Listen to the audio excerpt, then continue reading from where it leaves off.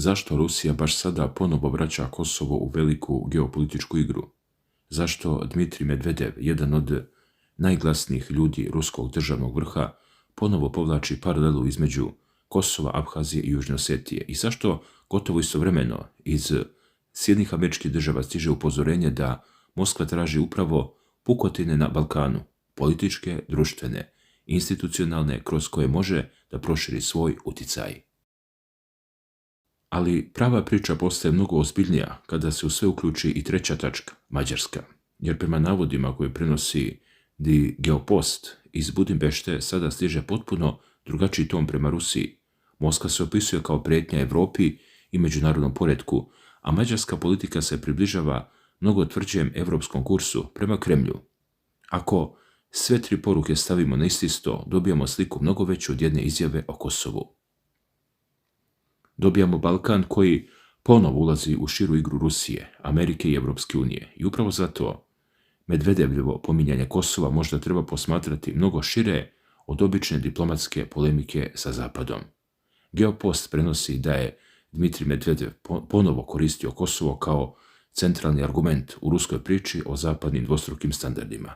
Njegova logika je jednostavna i politički veoma važna. Ako su zapadne zemlje mogle da priznaju Kosovo, pita se ruska strana, zbog čega onda odbijaju ruske argumente kada Moskva govori o Abhaziji, Južnoj Osetiji ili drugim teritorijama? Za Moskvu je Kosovo već godinama jedna od najvažnijih geopolitičkih tačaka u svakoj raspravi o granicama, teritorijalnom integritetu i pravu naroda na samoopredjeljenje. I zato nije slučajno kada se Kosovo ponovo pojavljuje u govoru čoveka kakav je Medvedev. Jer Kosovo za Rusiju nije samo Balkan, Kosovo je argument. Kosovo je presedan na koji se Moskva vraća kada god želi da napadne zapadno tumačenje međunarodnog poretka. Medvedev, prema materijalu koji prenosi Geopost, upravo tu udara. On praktično govori Zapadu. Priznali ste jedan slučaj kada je vama odgovaralo, a sada tvrdite da je potpuno drugačije kada Rusija koristi sličnu političku logiku. I tu počinje mnogo veća priča, jer čim Moskva ponovo intenzivno izgovara reč Kosovo, pitanje više nije samo šta Rusija misli o statusu Kosova. Pitanje je zašto je baš sada potreban Balkan? Šta se promenilo? Šta Moskva vidi u ovom regionu što možda drugi ne vide? I u tu priču ulazi Amerikanac koji veoma dobro poznaje Balkan. Matthew Palmer, nekadašnji specijalni predstavnik Sjedinjenih Američkih Država za Zapadni Balkan, u razgovoru za FENU upozorava da nedovršen put regiona prema Evropskoj uniji i NATO ostavlja prostor za ruski uticaj, a onda izgovara možda i najvažniju rečenicu čitave ove priče. Na pitanje da li Rusija traži pukotine, podele, praznine i slabe tačke unutar evropskih i balkanskih struktura kako bi ih iskoristila, Palmer odgovara potpuno nedvosmisleno. 100%. I sada pogledajte kako se kockice slažu. Na jednoj strani Medvedev ponovo vraća Kosovo u rusku argumentaciju. Na drugoj strani Palmer upozorava da Moskva upravo na Balkanu posmrta političke i društvene slabosti, a između toga stoji region u kojem i dalje postoje ogromna otvorena pitanja. Kosovo, Bosna, Republika Srpska, odnos Srbije prema NATO, odnos Srbije prema Evropskoj uniji, odnos Beograda i Moskve, ruski energetski uticaj, zapadni pritisak. Ljudi, i sve ono što već decenijama čini Balkan prostorom na kojem se interesi velikih sila neprestano dodiruju, Palmerova tvrdnja ide još dalje. On ruski uticaj ne vezuje samo za diplomatiju ili klasične političke dogovore. Prema njegovim rečima, Moskva posmatra i društvene podele, institucije, informacioni prostor i sve ono što može da produbi postojeće sukobe unutar pojedinih zemalja. Drugim rečima, prema Palmerovom tumačenju, Rusiji nije potrebno da stvori novu krizu ni iz čega. Dovoljno je da postoji stara pukotina, dovoljno je da postoji nerešen spor, dovoljno je da postoji društvo podeljeno na dva potpuno suprotna politička tabora, a Balkan takvih pukotina ima više nego dovoljno. Zato je Kosovo idealna tačka, ne samo zbog Srbije, ne samo zbog Prištine, nego zato što pitanje Kosova automatski uključuje Beograd, Vašington, Brisel, NATO i Moskvu. Jedna teritorija, a 5 velikih geopolitičkih pravaca. I zato Medvedevljeva poruka može da bude mnogo važnija nego što na prvi pogled izgleda. On ne mora da govori šta će Rusija konkretno uraditi na Balkanu. Dovoljno je da ponovo uvede Kosovo u globalnu raspravu o međunarodnom pravu. Jer čim Moskva kaže Kosovo, odmah se otvara pitanje šta je Zapad radio 90-ih, šta je urađeno 2008. godine, šta je Rusija kasnije radila u Gruziji, šta radi u Ukrajini i ko danas ima pravo da određuje gde počinje, a gde prestaje princip teritorijalnog integriteta. Dragi gledalci, i upravo tu Rusija dobija ono što želi, debatu na terenu na kojem Zapad mora da objašnjava razlike između pojedinačnih slučajeva. Geopost, naravno, u svom materijalu snažno usporava Medvedevljevu paralelu. Portal posjeća na mišljenje Međunarodnog suda pravde iz 2010. godine i tvrdi da su pravne, političke i istorijske okolnosti Kosova, Abhazije i Južne Osetije različite. Ali Medvedevu možda nije ni potrebno da ubedi Zapad. Njegova politika je mnogo šira. Njegova poruka namijenjena je Srbiji. Namijenjena je državama koje nisu priznale Kosova. Namijenjena je zemljama globalnog juga. Namijenjena je svima koji već godinama tvrde da međunarodna pravila nisu primjenjivana jednako na sve. A upravo zbog toga Kosovo za Moskvu ostaje jedan od najjačih političkih simbola. I sada dolazimo do pitanja koje može biti još važnije. Zašto Palmer baš sada govori da je ubrzanje evropskih i euroatlantskih integracija Balkana postalo bezbednosno pitanje? Jer on praktično upozorava da prazan prostor neće ostati prazan. Ako Evropska unija godinama obećava proširenje, a članstvo stalno ostaje negdje iza sljedeće političke krivine, neko drugi će pokušati da popuni taj prostor. Prema Palmerovom tumačenju, Rusija je jedan od tih aktera, ali nije jedini. Na Balkanu su prisutne i Kina, Turska, zemlje Zaliva, Sjedinjene Američke Države i brojne evropske države. Zbog toga se region sve manje može posmatrati kao periferija Europe. Balkan ponovo postaje prostor na kojem se meri ko ima političku težinu. I tada Kosovo dobija još jednu dimenziju. Ako bi se odnosi Beograda i Prištine ozbiljno pogoršali, cijela evropska bezbednosna arhitektura na jugoistoku kontinenta automatski bi bila izložena novom pritisku. Ako bi došlo do nove političke krize u Bosni i Hercegovini, ponovo bi se otvorila pitanje odnosa Republike Srpske i centralnih institucija, uloge Srbije, Hrvatske, Evropske unije, NATO-a i Rusije. Ako bi proces evropskih integracija dodatno usporio, upravo ono na šta Palmer upozorava postalo bi još vidljivije. Region bi ostao između velikih centara moći, a sada se događa nešto što ovu priču dodatno komplikuje – Mađarska.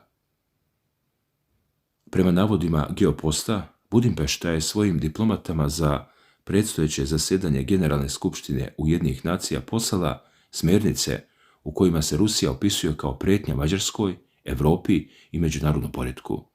Ako je taj politički kurs zaista postao nova linija Budimpešte, onda se pred Moskvom pojavljuje problem koji je mnogo veći od jednog bilateralnog odnosa, jer Mađarska je godinama predstavljala jednu od najvažnijih tačaka unutar Evropske unije, kroz koju je Moskva mogla da računa na drugačiji ton od dominantnog briselskog.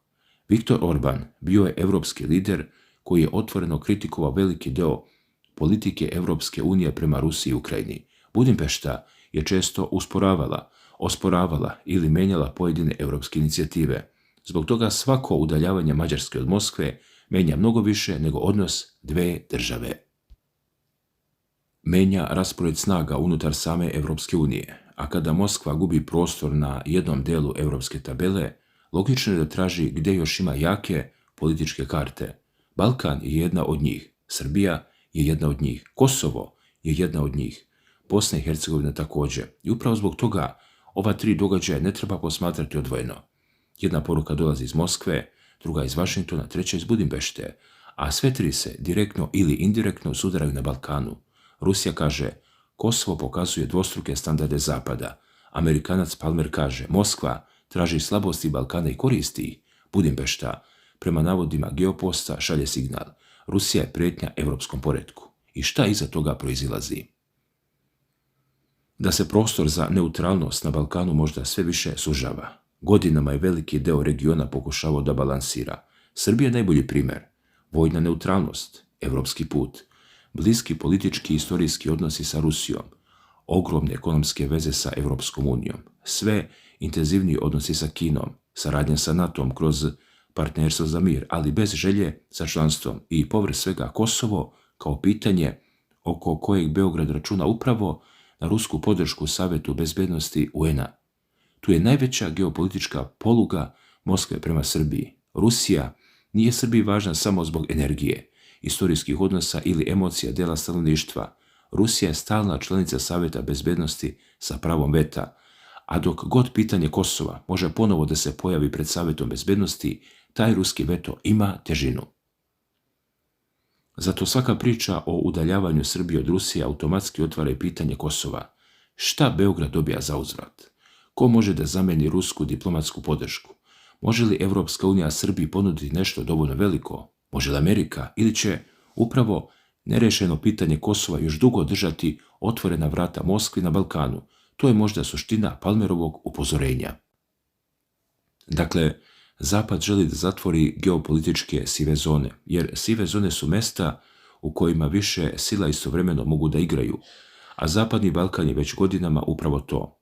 Nije u potpunosti deo Evropske unije.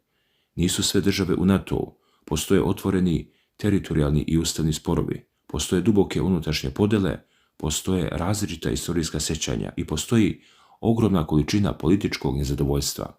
Za velike sile to znači mogućnost, za male države to znači pritisak. Palmer posebno izdvaja Bosnu i Hercegovinu. Prema njegovom viđenju, političke podele, slab osjećaj zajedničke državnosti, korupcija i slabe institucije mogu otvoriti prostor spoljnim akterima. Njegova poruka je zapravo vrlo jednostavna.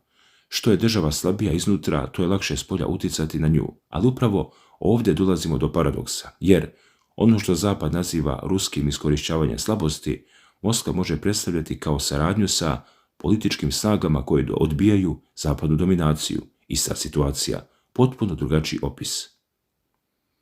Za Washington ruski uticaj predstavlja opasnost, za Moskvu američki NATO uticaj predstavlja širenje zapadne kontrole i između te dve priče nalaze se balkanske države. Zato se ne vodi borba samo za teritoriju, vodi se borba za objašnjenje stvarnosti, ko je garant mira, ko izaziva nestabilnost, ko štiti međunarodno pravo, koga krši i tako dalje. Na Balkanu gotovo svaka od tih reči ima dva potpuno različita značenja, zavisno od toga koje izgovara. I upravo zato je Kosovo toliko moćno oružje u političkom jeziku velikih sila. Za Beograd pitanje teritorijalnog integriteta Srbije, za Prištinu pitanje državnosti, za Washington završetak procesa koji je počeo raspadom Jugoslavije i ratovima 90-ih, za Moskvu simbol zapadnog presedana, za Evropsku uniju nerešena prepreka stabilnosti i evropskim integracijama regiona, jedno Kosovo, 5 različitih geopolitičkih priča. A sada Medvedev ponovo ulazi upravo na tu tačku, zato ne treba gledati samo njegovu rečenicu, treba gledati trenutak u kojem je izgovorena. Evropa povećava izdvajanja za odbranu, NATO insistira na jačanju istočnog krila, odnosi Rusije i Zapada ostaju na istorijskom niskom nivou, Ukrajinski rat promenio je bezbednosnu mapu kontinenta. Evropska unija pokušava da ubrza približavanje zemalja koje smatra strateški važnim, a Balkan još uvijek nije do kraja uklopljen ni u jedan blok. I upravo tu počinje ono što Palmer opisuje kao ranjivost, ali za Rusiju je ista stvar, mogućnost. Moskva ne mora da šalje vojsku na Balkan da bi imala uticaj. Dovoljni su politički saveznici, diplomatska podrška, energetika, mediji, javno mnjenje, kulturne i istorijske veze, iznad svega otvorena pitanja koja Zapad nije uspeo da zatvori. Kosovo je najveće među njima. Bosna i Hercegovina odmah iza njega. Iako Mađarska zaista menja svoj kurs prema Moskvi, pritisak na rusku poziciju unutar Evropske unije postaje još veći. Tada Balkan za Kreml može postati još važniji. Ne zato što Moskva može da kontroliše region, nego zato što preko Balkana može da pokaže da evropski prostor nije potpuno homogen, da NATO i Evropska unija nemaju jedinstven odgovor na svako pitanje, da postoje zemlje koje odbijaju da biraju između Moskve i Brisela, da Kosovo i dalje ostaje nerešen argument koji se može koristiti svaki put kada Zapad govori o međunarodnom pravu. Zato je Medvedevljeva poruka mnogo dublja od jednog poređenja. On vraća Kosovo na mapu globalne polemike. I tu se pojavljuje pitanje koje bi u narednom periodu moglo biti veoma važno za Srbiju. Ako Zapad zaista odluči da ubrza zatvaranje balkanske geopolitičke sive zone, kakav će izbor biti ponuđen Beogradu? Da li će se u Srbiji tražiti još jasnije približavanje zapadnoj spoljnoj politici? Da li će pitanje odnosa sa Rusijom postati još direktnije povezano sa evropskim putem? Da li će Kosovo ponovo postati centralna valuta tog velikog pregovora? I šta će Moskva uraditi ako proceni da gubi utjecaj? To su pitanja koja se sada otvaraju. Jer ljudi, Palmer praktično poziva Evropu i Ameriku da ubrzaju integraciju Balkana upravo kako bi smanjili prostor Rusiji, a to automatski znači da će svaki pokušaj ubrzanja naići na odgovor druge strane. Ako Zapad pritisne da se region brže veže za EU i NATO, Moskva ima razlog da još glasnije govori o Kosovu, Republici Srpskoj, neutralnosti Srbije i zapadnim dvostrukim standardima. Međutim, ako se Budimpešta i Peter Mađar zaista udaljavaju od Kremlja, ruski interes da sačuva političke veze na Balkanu postaje još veći. Ako se Srbija nađe pod snažnim pritiskom da uskladi spoljnu politiku sa Evropskom unijom, Kosovo postaje još osjetljivije pitanje. Ljudi, sve je povezano. I upravo zato možda nije slučajnost što se sada iz različitih centara moći gotovo istovremeno čuju poruke koje vode ka istoj tački. Balkan ponovo dobija geopolitičku težinu. Zato se možda tek sada vidi zašto ga Rusija nikada nije izbacila iz svoje velike spoljno-političke argumentacije. Kosovo Moskvi omogućava da istovremeno govori o Srbiji, NATO-u, međunarodnom pravu, Ukrajini, Gruziji i zapadnim dvostrukim standardima. Jedna reč otvara 10 tema i Medvedev to veoma dobro zna. Palmer također zna koliko je Balkan važan, zato i upozorava da odlaganje integracije ostavlja prostor Rusiji. Njegova poruka evropskim prestolnicama praktično glasi: ili ćete vi popuniti politički prostor Balkana ili će to pokušati neko drugi. Ali postoji još nešto što u toj računici često ostane po strani. Šta žele sami ljudi i države Balkana? Jer velike sile mogu praviti strategije, mogu povlačiti crvene linije, mogu nuditi članstva, investicije, energente i bezbednosne sporazume. Ali ako region ostane duboko podeljen oko sopstvene budućnosti, nijedna velika strategija neće potpuno zatvoriti ovaj prostor. I zato će Kosovo ostati u igri, zato će Bosna ostati u igri, zato će Srbija ostati u fokusu. I zato ćemo sve češće slušati Vašington kako upozorava na Moskvu kako posjeća na Kosovo, a evropske prestolnice kako pokušavaju da što čvršće vežu Balkan za zapadne strukture. I ako taj veliki pritisak zaista počne, gdje će biti najosjetljivija tačka? Kosovo, Bosna i Hercegovina ili upravo Srbija, od koje će možda svi tražiti da konačno izabere stranu. Hvala na pažnji.